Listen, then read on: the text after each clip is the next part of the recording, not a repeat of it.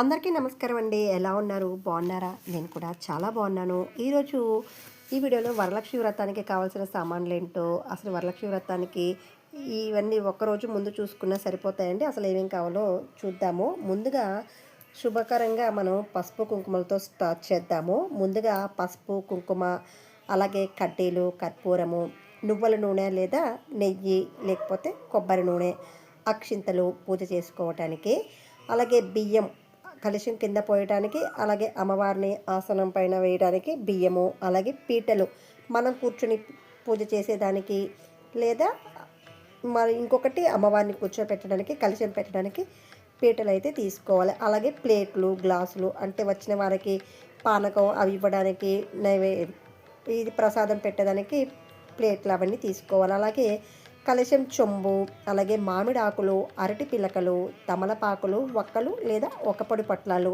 పువ్వులు 5 రకాలు, పండ్లు 5 రకాలు, మీకు ఎన్ని దొరికితే అన్ని తీసుకోండి. అలాగే గాజులు అమ్మవారికి కలశానికి వేయడానికి, ముత్తైదువులకి ఇచ్చేయడానికి గాజులు, అమ్మవారి ఫోటో లేదా విగ్రహం, ఏనుగులు అమ్మవారికి ఇటు అటు పెట్టడానికి ఏనుగులు లేదా పసుపు కొమ్ములు, లక్ష్మీ కాసు అది మన స్తోమతను బట్టి బంగారం కాసు కొనుక్కుంటే లక్ష్మీ కాసు వేసుకోవచ్చు, లేదంటే పసుపు కొమ్ము కూడా కట్టవచ్చు. అలాగే తెల్లదారం తోరాలు తయారు చేసుకునేదానికి, అలాగే కలశానికి కట్టేదానికి పసుపు రాసి తోరాలు 3 అయితే తీసుకోవాలి. ఇంకా మనం ఇష్టం వచ్చినన్ని కూడా ముత్తైదువురికి ఇచ్చేదాన్ని బట్టి చేసుకోవచ్చు. జాకెట్లు అమ్మవారికి పెట్టేదానికి చీర, జాకెట్, అలాగే వాయనం వారి స్తోమతను బట్టి ఇచ్చే వాళ్ళకుంటే ఎంతమందికి ఇవ్వాలనేది అన్ని జాకెట్ ముక్కలు తీసుకోవాలి. శనగలు, అలాగే 3 శనగలు నానబెట్టినటువంటి శనగలు తీసుకోవాలి. బెల్లం నైవేద్యం పెట్టడానికి ముందుగా గణపతి పూజ చేస్తాం కాబట్టి బెల్లం నైవేద్యంగా పెట్టడానికి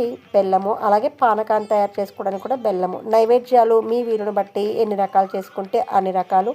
టవలు ఇవన్నీ మనం తుడుచుకోవటానికి, అంటే మన చేతులు పసుపు అయినప్పుడు ఇవి తుడుచుకోవడానికి ఒక చిన్న టవలు, హారతి ప్లేటు, అలాగే అగ్గిపెట్టి చాలామంది మర్చిపోతూ ఉంటారు. అగ్గిపెట్టి కూడా నోట్ చేసుకోండి. అలాగే దేవుని గంట, వరలక్ష్మి వ్రత పుస్తకము, బియ్యం పిండి ముగ్గు వేయడానికి, అలాగే చలివిడి చేసేదానికి ఇది కూడా ఉపయోగించుకోవచ్చు. అలాగే చిల్లర నాణాలు, అష్టోత్తరం చదవడానికి, పసుపు కొమ్ము వినాయకుడిని తయారు చేసుకోవడానికి, తాంబూలం తట్టలు, పూలు, పండ్లు అవన్నీ పెట్టుకునేదానికి, ఏదైనా తీయని ప్రసాదం కూడా చేసుకోవచ్చు.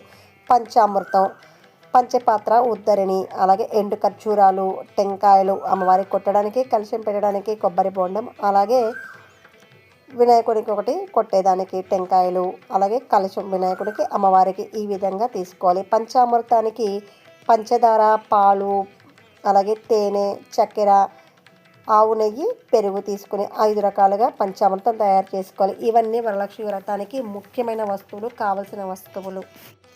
ఇంకొక ముఖ్యమైన విషయం ఏంటంటే, ఈ లిస్ట్ చూసి చాలామంది ఇన్ని కావాలా వ్రతం చేసుకోవడానికి, ఇన్ని అనేసి టెన్షన్ పడకండి. ఇవన్నీ మనం ప్రతి నిత్యం మన ఇంట్లో పూజ గదిలో ఉండే వస్తువులే. కాకపోతే పండ్లు, పూలు కొన్ని అయితే తెచ్చుకోవాల్సి ఉంటుంది. దానికి కూడా హైరాణ పడకండి.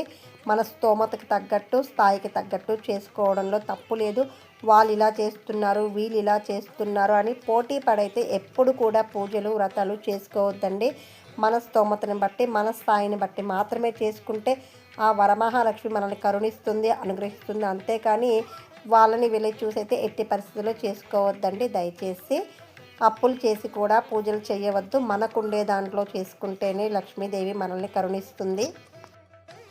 మాకు స్తోమత లేదమ్మా అని మనస్ఫూర్తిగా వేడుకుంటే వచ్చే సంవత్సరానికన్నా మనల్ని అమ్మగా అనుగ్రహించి మనం కూడా చక్కగా బంగారు ఇవన్నీ కొనుక్కొని మనకు ఆ స్తోమత కలుగు చేస్తుంది. కాబట్టి ప్రతి ఒక్కరూ ఉదయంతో లేచి ఇల్లు వాకిలి శుభ్రం చేసుకొని, పరిశుభ్రంగా కొత్తవి కొనలేని పరిస్థితిలో ఉన్నవాళ్ళు కూడా ఉన్న వాటిల్నే పరిశుభ్రంగా చేసుకొని ఇల్లు పరిశుభ్రంగా పెట్టుకుంటే ఆ శ్రీ మహాలక్ష్మి తల్లి తప్పకుండా అడుగు పెడుతున్నట్టు మన ఇంట్లోకి. ప్రతి ఒక్కరూ కూడా ఈసారి వరలక్ష్మి వ్రతాన్ని ఆచరించి చూడండి.